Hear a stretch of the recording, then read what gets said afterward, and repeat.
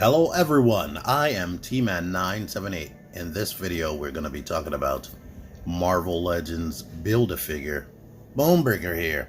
We're going to build that figure. If you wanted to see me and my opinions about this, thank Mr. G Tony, because I only bought her and him. And he sent the rest to me because I guess he wanted to see it. If so, you're welcome. If nobody else cared. But a quick little recap on the actual individual figures. We get a repaint of Wolverine with his new heated up metal powers. Siren, she comes with fabric goods and some other bits and pieces on this newer female body. This is an older body. It's like the Spider-Man 2099, but he comes with, of course, all of them have new heads, but he has new effects for his powers, and that blew me away because they're made out of hard plastic, and we never get that with Marvel Legends. Then we get Vulcan using the new generic body right there. He has a couple of sets of hands, and of course the head.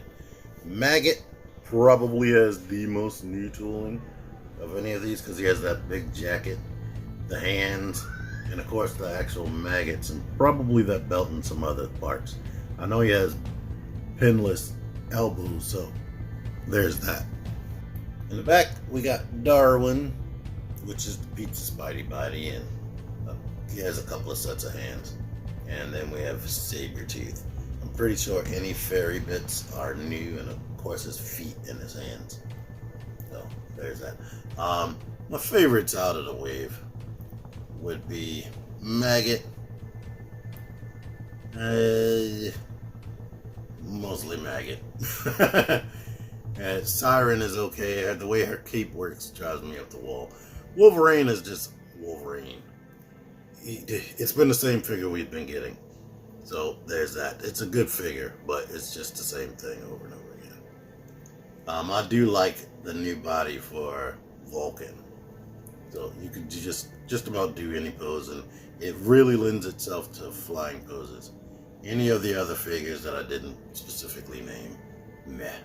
Alright, so let's now build this figure, which they don't give you instructions. And look at this.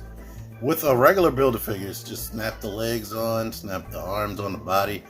It's obvious, but you gotta actually know what this guy looks like.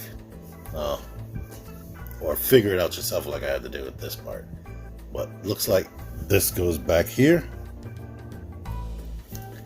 This engine has an actual key cutout on the one side to fit in that slot. This part doesn't have that, so that's how you can figure that out. And then this red mark is the front of his body. So slot that in. Once we get all of that together, we should be able to bring this together, making sure that this pegs in back here. And all of that happened, thank goodness. Now we can grab these canisters. I don't think it really matters what side it goes on, but there's a real peg right here that goes into that. And there should be space enough to put this one on this side.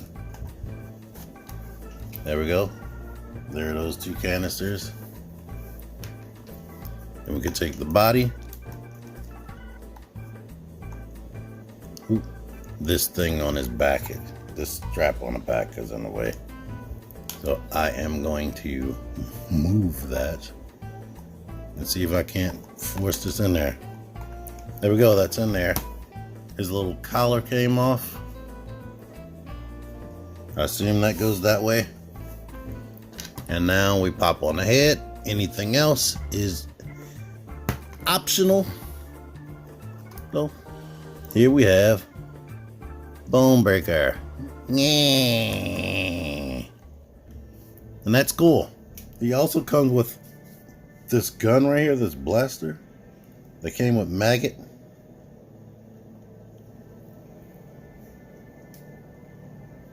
Oh, that's a cool futuristic weapon. And it even has a port right there for weapon blast. When he's not holding that weapon, though, they gave him fists. So the cool thing about most of the regular releases being, or what you had to collect to get the Build-A-Figure, the cool thing about them being generic is they were able to put a lot into this. This is one of the most unique Build-A-Figures ever, and it's super substantial. Like these treads are full. They go all the way around. The only thing stopping the treads from actually working is that these are just solid pieces with no mechanics. If this rotated and some of these rotated down here and right there, you could actually potentially make this actually roll, because it does seem like it wants to move, but since it's nothing helping it along, and it might be some sculpting in there stopping it, it's stopping it. This little cannon right there, or that actually moves a bit because it's on a ball joint. It can aim up, it can aim down, aim to the left and right. This only moves a little bit. Of course, you can do all that. And there's a, he has a peg hole. Is it 2 peg holes? No, it's just a shadow. But he does have a peg hole on the back if you want to put something on his back. He has a lot of ab crunch and a lot of backward. And since the neck is on a hinge, you get all that. And the glasses actually come up. Let me leave that down there, but let's zoom in. Here's his face without the glasses on. Well, that's really cool. Yeah, this is a lot and amazing. This can come up. I don't know what you should store in there, but that covers that. Like this seems like going the extra mile of putting that on there. Last minute edit because I had an epiphany about something while I was putting the other figures away. This is actually storage, so you can put the extra hands in there. Yay, this might be the best Build-A-Figure ever. Look at that. Yeah. Awesome. That is awesome. This thing is freaking awesome.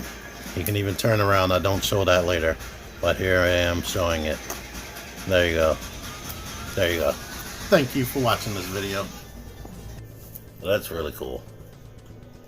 The engine, I don't know, since it has this like exhaust thingies, but I guess that's alright. Normally an engine like this would be in the front, but I don't know how this will work with this steam coming out up against his back. But you can't reverse it because of the way it's designed. And one cool thing, or another cool thing, he has 2 peg on points. So a character could peg on there behind him. Let's get him holding the gun. Here he is holding the gun. Looking at the arms, this body is probably borrowed from another figure, because they do have pins. Usually when they make a whole new body or a whole new set of arms, they're using the pinless technology. So everything outside of the body is probably is new, but I have questions about the arms. But these bracelets are removable if you had questions about that, so that's cool. Here's an example of somebody actually riding on the back of him with using the pegs. It'll probably be good because if this thing is in the way, if the character actually has boot swivel. But you can decide on how you want to position the legs so they don't look goofy. Honestly, you only need the 1 peg. As long as 1 leg can peg in there, you can decide what you're doing. And I have her holding onto his strap so she doesn't fall off. But isn't that freaking cool? Yeah, it is. Here's what this looks like when he's dropping this and they blow off or blow somebody up from the back. Well, yeah, this is definitely a cool figure. And oh yeah, I didn't show off the arms. The arms can crunch down that much, go out. Of course, they can rotate. I already am demonstrating the double jointed elbows, but to demonstrate more, and all the hands bend in and out and rotate, of course. All right, the only thing you have to do with this to be careful is how you grab it. If you grab these, of course they're just on a peg, so they might fall off. But here is the bottom of this thing, and even they put detail under there, so they went extra mile. So I guess he's running over bombs all the time, and they even put his like little product markings right there. So really, really cool. Now some people probably would want a wash or something on here, but you can do that yourself. Shit. The wave is kind of bland, but the Build-A-Figure is awesome. That's all I'll say about that. I like him, and I'm happy to own that. Thank you once again, G Tony. And I guess you want me to put size comparisons up there. There's that. So I guess he's still a 6-inch action figure, regardless of all the extra. And he is bent a little bit.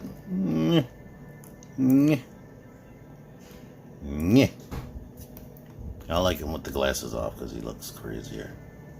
But he's slightly shorter than Havoc right here. And Havoc is just the generic Marvel Legends height. So, there you are. But anyway, thank you all for liking and sharing this video. Sharing is the best thing you can do, more than even liking. Like, comments help. It helps YouTube know that, hey, people are talking, let's send this out. But actual sharing it somewhere is very great. Subscribing would be good if you want to see more Marvel Legends. I don't get a lot of views on the Marvel Legends, so I've been like kind of lackluster on reviewing them. But I wanted to review this, so I stuck in there and reviewed this whole wave. And I'll have a whole separate playlist and my overall generic Marvel figure playlist. I have that'll be linked somewhere. Thank you for watching this. Until next time, T-Man978 out of here. Click the videos, click the fucking videos, baby. Click the videos. You should really click these videos. Click the videos, click those fucking videos, baby. Click the videos. You really should click those videos. Click that shit. Go ahead and click that shit. If you did, you would like it.